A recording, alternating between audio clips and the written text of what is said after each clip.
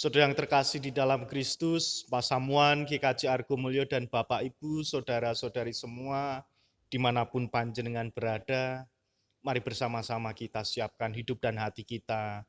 Kita masuk di dalam ibadah minggu, tanggal 8 November tahun 2020. Ibadah minggu saat ini kita alaskan dengan pengakuan bahwa sumber pertolongan kita hanyalah dari Allah Pencipta, Putra Penyelamat dunia dan Roh Kudus, pemelihara ciptaan. Kasih karunia dan damai sejahtera dari Allah Bapa kita dan dari Tuhan kita Yesus Kristus turunlah kiranya pada saudara sekalian. Amin. Saudara yang terkasih di dalam Kristus, mari bersama-sama kita memuji Tuhan dari PKJ nomor 5, bait yang pertama, bersoraklah dan puji Tuhan.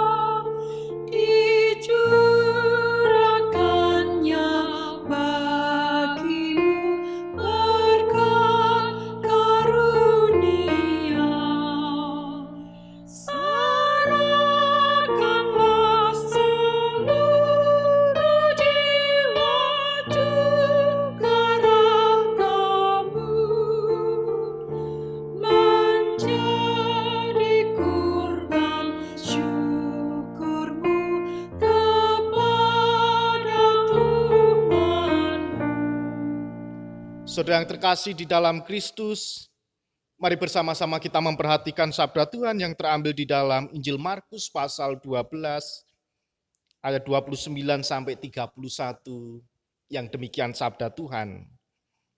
Jawab Yesus, hukum yang terutama ialah, dengarlah hai orang Israel, Tuhan Allah kita, Tuhan itu esa. Kasihlah Tuhan Allahmu dengan segenap hatimu, dan dengan segenap jiwamu, dan dengan segenap akal budimu, dan dengan segenap kekuatanmu. Dan hukum yang kedua ialah, kasihlah sesamamu manusia seperti dirimu sendiri. Tidak ada hukum lain yang lebih utama daripada kedua hukum ini. Saudara yang terkasih di dalam Kristus, mari bersama-sama dengan kita melihat sabda Tuhan. Kita merefleksikan di dalam kehidupan kita. Sudahkah kita mengakui Tuhan itu esa, mengasihi Tuhan Allah dan juga sesama kita? Mari dengan segala kerendahan hati, kita mengakui segala dosa dan kesalahan kita, karena kita sering berbuat dosa. Pujian penyesalan, pelengkap Kidung Jemaat 202. Bait yang pertama, Yesusku Juru Selamat.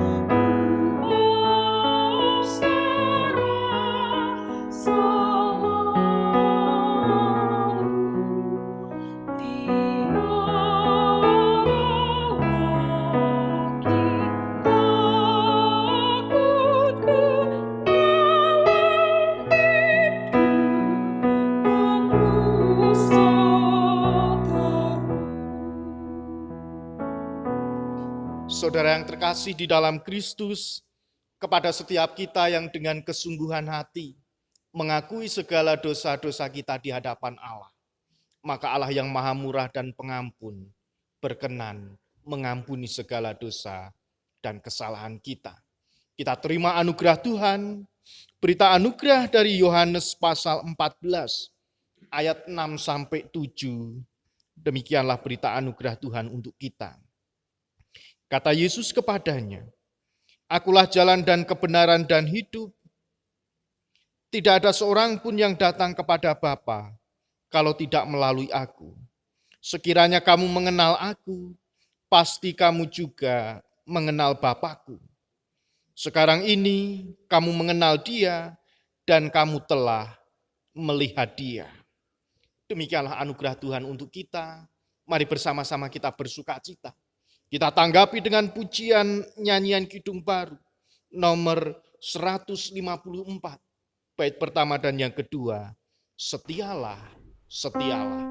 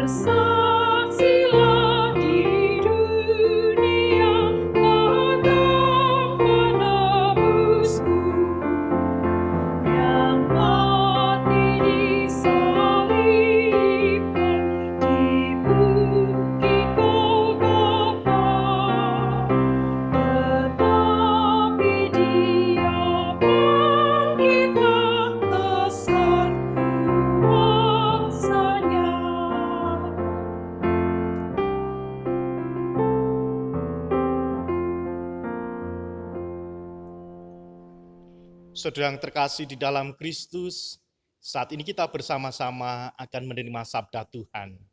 Sebelumnya mari kita bersatu di dalam doa. Ya Allah Sang Sumber kehidupan, kami bersyukur atas cinta dan penyertaan-Mu. Penyertaan-Mu di dalam kehidupan kami melalui sabda-Mu yang sebentar lagi akan kami baca bersama. Oleh sebab itu ya Allah, bersabdalah, karena kami siap untuk mendengarkan. Di dalam Kristus Sang Sumber Sabda yang hidup, kami berdoa. Amin. Saudara yang terkasih di dalam Kristus, firman Tuhan saat ini terambil di dalam Injil Matius pasal 25 ayat 1 sampai ayat 13.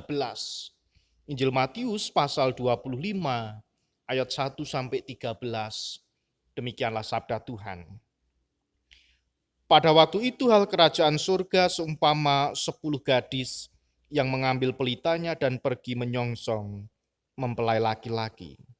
5 di antaranya bodoh dan 5 bijaksana. Gadis-gadis yang bodoh itu membawa pelitanya, tetapi tidak membawa minyak. Sedangkan gadis-gadis yang bijaksana itu membawa pelitanya dan juga minyak dalam buli-buli mereka. Tetapi karena mempelai itu lama tidak datang-datang juga, Mengantuklah mereka semua, lalu tertidur. Waktu tengah malam terdengarlah suara orang berseru, "Mempelai datang, song-songlah dia." Gadis-gadis itu pun bangun semuanya lalu membereskan pelita mereka. Gadis-gadis yang bodoh berkata kepada gadis-gadis yang bijaksana, "Berikanlah kami sedikit dari minyakmu itu, sebab pelita kami hampir padam."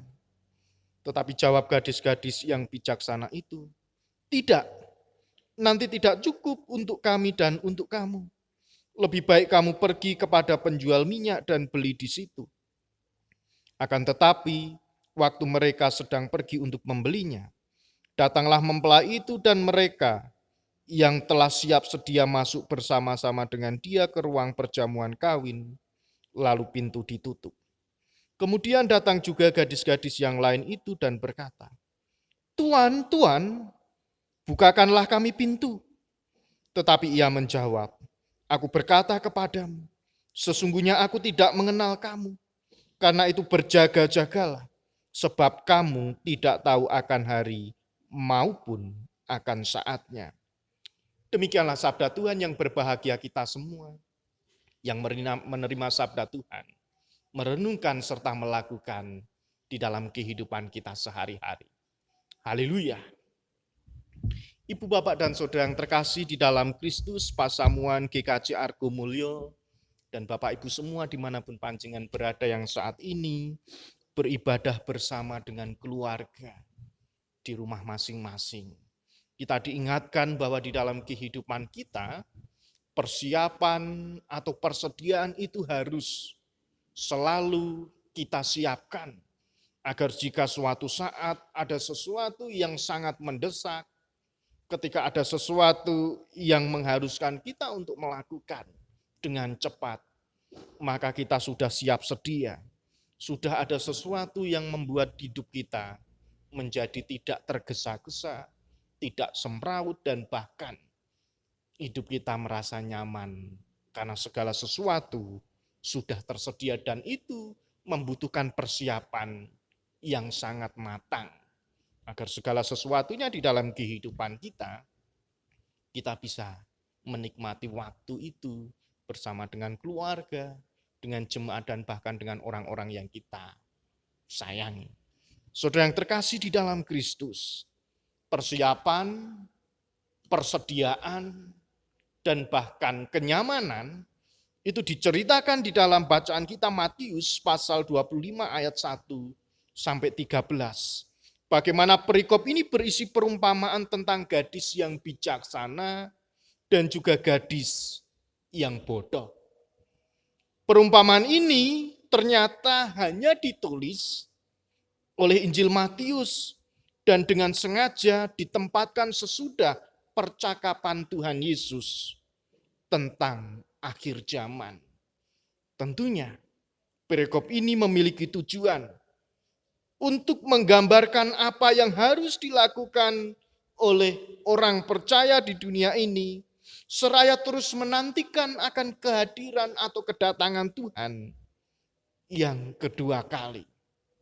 Oleh sebab itu, ibu, bapak, dan saudara yang terkasih di dalam Kristus, melalui perumpamaan tersebut kita diajak dan diingatkan untuk berjaga-jaga seperti yang dilakukan oleh 5 gadis yang bijaksana.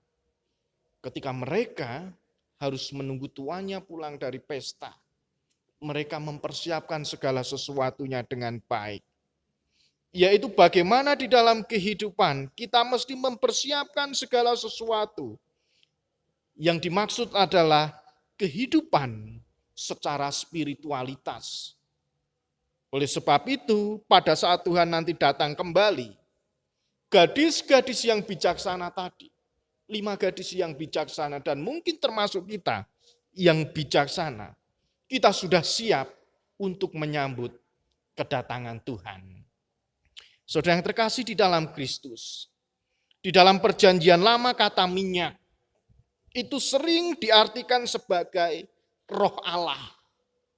Kalau kita membaca di dalam kitab perjanjian lama, kata minyak itu sering dipakai sebagai simbol, yaitu roh Allah. Jadi persiapan tersebut kita harus lakukan dengan cara kita mengisi hidup kita, mengisi hati kita itu dengan firman Tuhan, dan juga berelasi yang intim dengan Tuhan, sehingga Roh Kudus itu berkenan dan juga mampu menguasai dan juga menolong kehidupan orang-orang yang percaya, yang sudah mempersiapkan hidupnya dengan baik. Nah, Ibu Bapak dan Saudara yang terkasih di dalam Kristus, tentunya Roh inilah yang menolong kehidupan kita menjadi orang-orang Kristen yang selalu melakukan pertobatan setiap saat dan siap ketika berjumpa dengan Tuhan. Karena kedatangan Tuhan itu tidak bisa diprediksi. Kedatangan Tuhan tidak bisa diramal. Jadi Roh itu menuntun di dalam kehidupan kita yang digambarkan sebagai minyak tadi untuk menolong agar kita terus diingatkan untuk melakukan pertobatan setiap saat dan bahkan menolong di dalam kehidupan kita untuk diberikan kekuatan ketika kita berjumpa dengan Tuhan, baik secara pribadi, mungkin juga baik ketika Tuhan Yesus nanti datang untuk yang kedua kali. Nah, saudara yang terkasih di dalam Kristus, dengan demikian meskipun dalam penantian, ketika kita menantikan Tuhan, ketika kita menantikan Tuhan Yesus, bisa membuat kita menjadi capek, membuat kita menjadi lelah dan mungkin akan tertidur, seperti perumpamaan gadis tadi.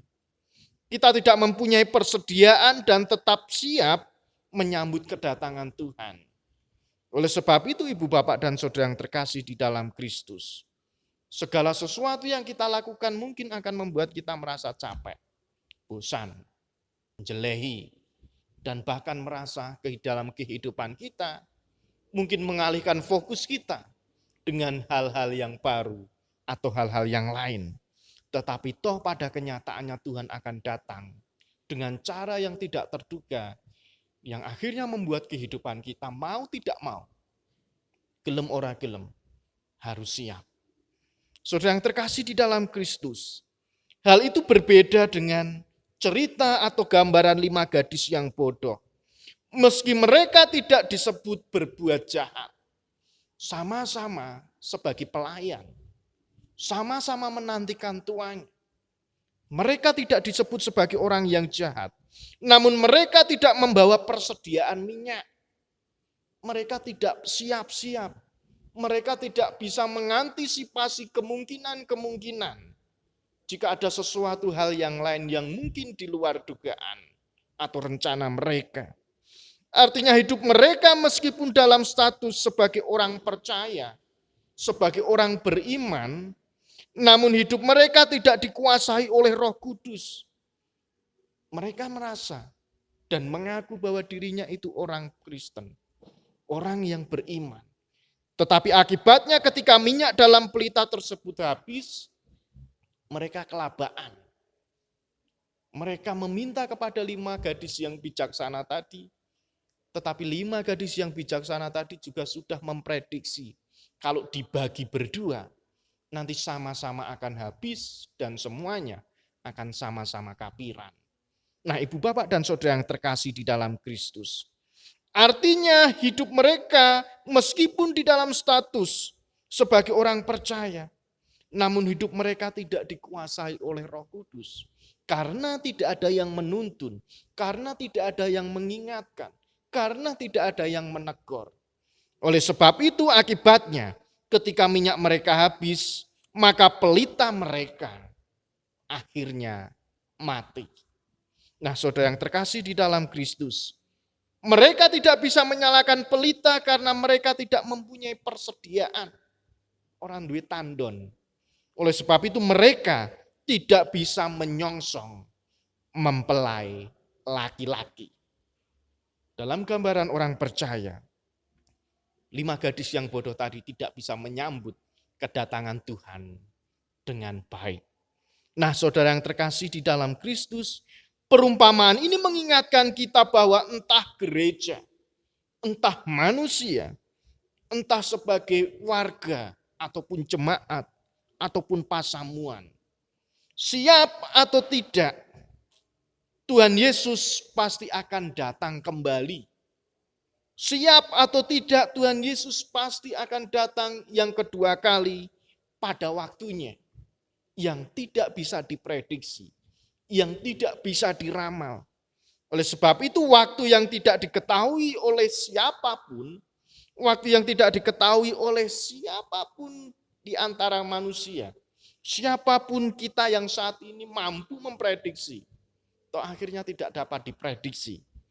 Kecuali Bapa sendiri yang mampu menolong kita untuk mengetahuinya.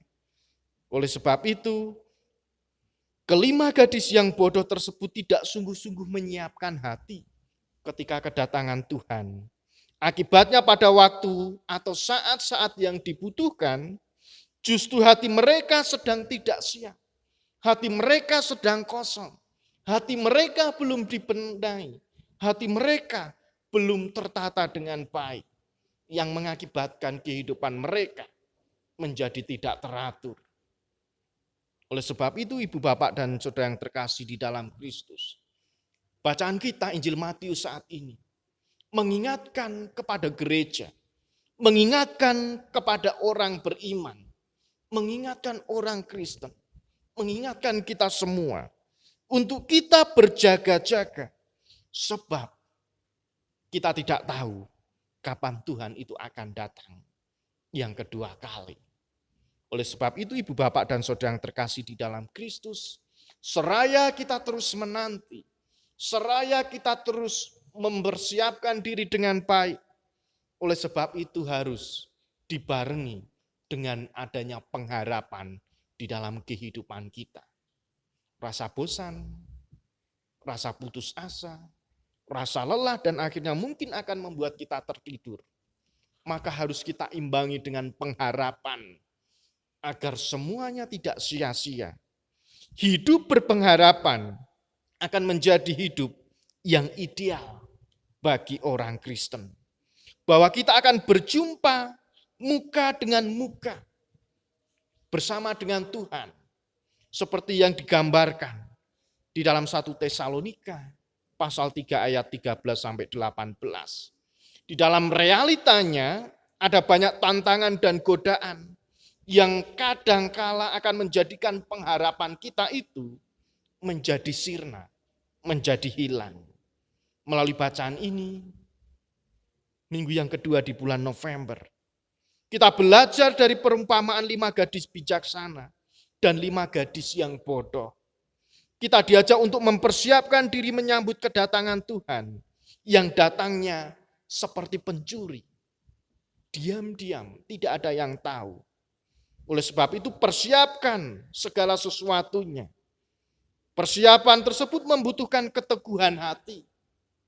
Keteguhan hati kita untuk menjalaninya dengan tekun karena ada banyak pilihan yang pasti akan menggoda, akan mengganggu perjalanan iman kita ketika kita menanti kedatangan Tuhan. Belajar dari Yosua, maka di dalam kehidupan kita diingatkan untuk terus berkomitmen. Aku dan seisi rumahku akan beribadah kepada Tuhan. Itu adalah salah satu cara untuk kita tetap menjaga agar pelita tetap menyala, menyambut kedatangan Tuhan dengan baik, dan kita akan dipertemukan dengan Tuhan dengan sukacita. Ibu bapak dan saudara yang terkasih di dalam Kristus, melalui bacaan ini kita diingatkan akan pepatah Jawa atau unen-unen Jawa. Manungsa kuwi kudu eling lan waspada. Manungsa kuwi kudu eling lan waspada.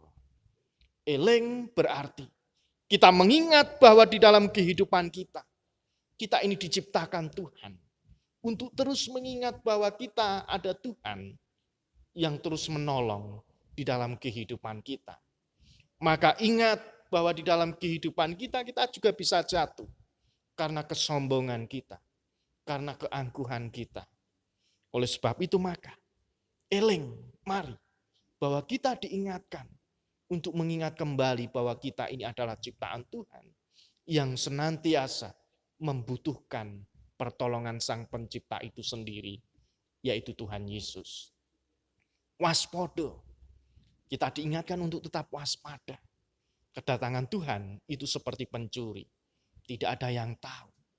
Dan bahkan di tengah-tengah pandemi COVID yang saat ini belum selesai, kita diingatkan untuk menjadi orang Kristen yang selalu waspada. Sak bejo-bejone wong, iku luwih bejo wong eling lan waspada. Jadi tetap ingat, waspada. Sewaktu-waktu kita bisa jatuh karena godaan-godaan di tengah jalan yang membuat kita mungkin akan menjadi seperti 5 gadis yang bodoh. Ketika sang tuan datang dan masuk rumah, pintu ditutup, dan ketika kita mengetok pintu, sang tuan sudah tidak mengenali kita lagi. Oleh sebab itu ibu bapak dan saudara yang terkasih di dalam Kristus, tetap eling lan waspada bahwa di dalam kehidupan kita sewaktu-waktu bisa jatuh. Tetapi ketika kita menanti Tuhan, kita diingatkan untuk terus berpengharapan. Karena di dalam pengharapan kita akan menunjukkan kesetiaan kita, kesetiaan iman kita kepada Tuhan. Selamat berpengharapan dengan terus setia. Tetap eling lan waspada. Tuhan Yesus memberkati kita. Amin. Saudara yang terkasih di dalam Kristus, mari bersama-sama kita bersatu di dalam doa. Ya Allah Sang Sumber kehidupan, kami bersyukur. Saat ini Tuhan mengingatkan kami untuk terus memiliki pengharapan. Di dalam pengharapan kami diajarkan untuk tetap setia dan terus berjaga-jaga untuk menantikan Engkau yang nanti akan datang kedua kali. Terima kasih ya Allah, di dalam keterbatasan dan kelemahan kami, Tuhan mengingatkan untuk kami terus waspada, untuk kami siap sedia mempergunakan kehidupan kami sebagai tempat yang nyaman agar Roh Kudus tetap tinggal diam di dalam hidup kami. Terima kasih ya Allah untuk firman-Mu, biarlah firman-Mu terus menyemangati kami untuk kami memperoleh pengharapan dan juga keselamatan di dalam iman kami. Kami berdoa ya Tuhan untuk gereja-Mu GKJ Argomulyo di dalam tugas dan panggilan sebagai gereja Tuhan untuk menghadirkan tanda-tanda kerajaan Allah. Biarlah Engkau memakai Bapak Ibu Majelis dan seluruh warga jemaat GKJ Argomulyo di dalam tugas dan juga pelayanan melalui talenta mereka masing-masing. Kami percaya semuanya itu akan Tuhan pakai sebagai sarana untuk kemuliaan nama Tuhan. Kami berdoa ya Allah untuk saudara-saudara kami yang saat ini masih terbaring sakit ataupun di dalam proses pemulihan kesehatan. Mari Tuhan Engkau menolong, menjamah saudara-saudara kami ini. Biarlah saudara-saudara kami ini boleh merasakan kekuatan dan bahkan kesehatan yang akan Tuhan berikan. Kami juga terus berdoa ya Allah untuk orang tua kami yang saat ini sudah adiuswo. Kami mengucap syukur untuk usia yang luar biasa yang Tuhan hadiahkan, Tuhan berikan di dalam kehidupan orang tua kami. Melalui setiap kesehatan, melalui setiap pengalaman, melalui setiap pelajaran hidup yang Tuhan berikan kepada orang tua kami. Biarlah semuanya itu menjadi teladan bagi kami anak cucu. Dan kami boleh terus belajar kehidupan akan apa yang Tuhan berikan melalui orang tua kami. Kami juga memohonkan berkat agar Tuhan senantiasa menjaga kekuatan dan kesehatan orang tua kami ini. Senantiasa di dalam kehidupannya memiliki pengharapan yang teguh akan penyertaan Tuhan. Terima kasih Allah, kami juga berdoa untuk anak-anak kami yang saat ini bersekolah. Tuhan menolong dan memberikan semangat anak-anak kami ketika mereka harus menempuh pendidikan. Kami percaya melalui pendidikan yang Tuhan berikan, Tuhan akan menyediakan masa depan yang penuh dengan pengharapan. Terima kasih ya Tuhan, kami berdoa juga untuk orang tua mereka Biarlah melalui setiap pekerjaan yang Tuhan berikan, semuanya itu menjadi saluran berkat untuk kehidupan keluarga, terkhusus juga untuk mencukupi setiap kebutuhan sekolah anak-anaknya. Terima kasih ya Allah, kami juga berdoa untuk saudara-saudara kami yang lain, yang saat ini terus bergumul, karena persoalan kehidupan mereka masing-masing, yang saat ini terus menantikan pekerjaan, yang saat ini terus menantikan pasangan hidup, yang saat ini terus menantikan momongan, dan yang saat ini juga terus bergumul ketika mereka harus menyelesaikan tugas akhir mereka. Mari Tuhan Engkau memberikan kekuatan, pengharapan, dan bahkan hikmat untuk mereka terus memiliki pengharapan, karena Tuhan senantiasa menolong dan menjawab setiap doa dan pergumulan mereka. Terima kasih ya Tuhan, kami juga berdoa untuk saudara-saudara kami yang saat ini terpapar COVID-19. Mari Tuhan Engkau menjamah, menyembuhkan, hingga virus ini boleh sirna, virus ini boleh hilang dari tubuh mereka.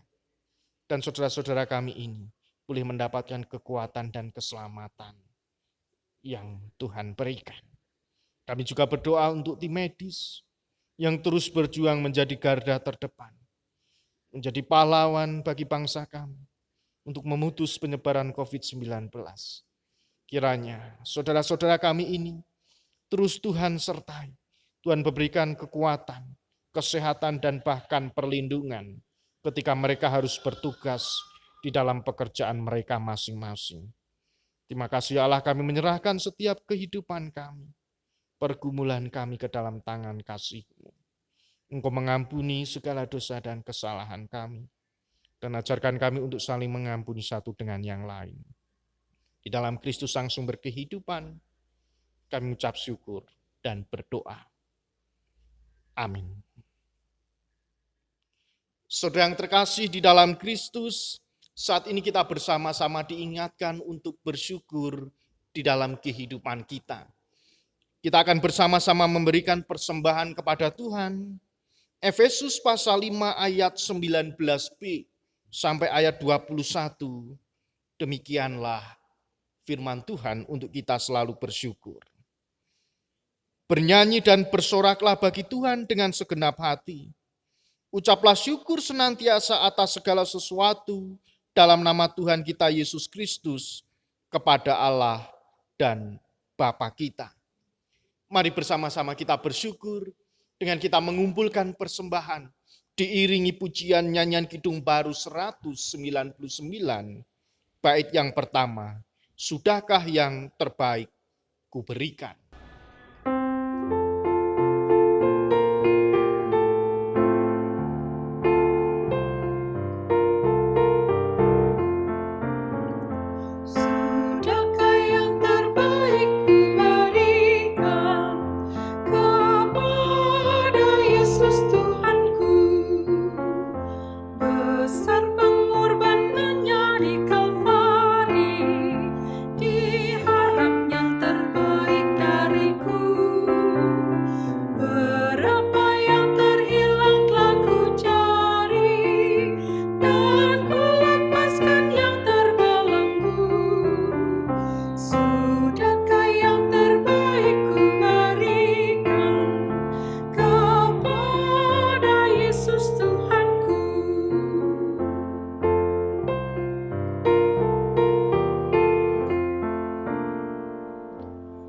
Saudara yang terkasih di dalam Kristus, mari bersama-sama kita memperbaharui pengakuan iman kita dengan kita mengucapkan pengakuan iman rasuli yang demikian. Aku percaya kepada Allah Bapa yang Maha Kuasa, Khalik langit dan bumi, dan kepada Yesus Kristus anaknya yang tunggal Tuhan kita, yang dikandung daripada Roh Kudus, lahir dari anak darah Maria, yang menderita sengsara di bawah pemerintahan Pontius Pilatus, disalibkan, mati dan dikuburkan turun ke dalam kerajaan maut. Pada hari yang ketiga, bangkit pula dari antara orang mati, naik ke surga, duduk di sebelah kanan Allah Bapa yang Maha Kuasa. Dan dari sana ia akan datang untuk menghakimi orang yang hidup dan yang mati. Aku percaya kepada Roh Kudus, gereja yang kudus dan am, persekutuan orang kudus, pengampunan dosa, kebangkitan daging, dan hidup yang kekal. Saudara yang terkasih di dalam Kristus, mari bersama-sama kita yang sudah menerima sabda Tuhan, kita merefleksikannya, serta melakukannya di dalam kehidupan kita masing-masing. Berjaga-jaga dan terus setia di dalam Tuhan. Dan marilah kita terima berkat Tuhan. Tuhan memberkati engkau dan melindungi engkau. Tuhan menyinari engkau dengan wajah-Nya dan memberi engkau kasih karunia. Tuhan menghadapkan wajah-Nya kepadamu dan memberi engkau damai sejahtera saat ini sampai selama-lamanya. Amin. Mari bersama-sama kita bersyukur dengan kita memuji Tuhan dari nyanyian penutup Kidung Jemaat 412, bait pertama dan yang ketiga. Tuntun aku Tuhan Allah.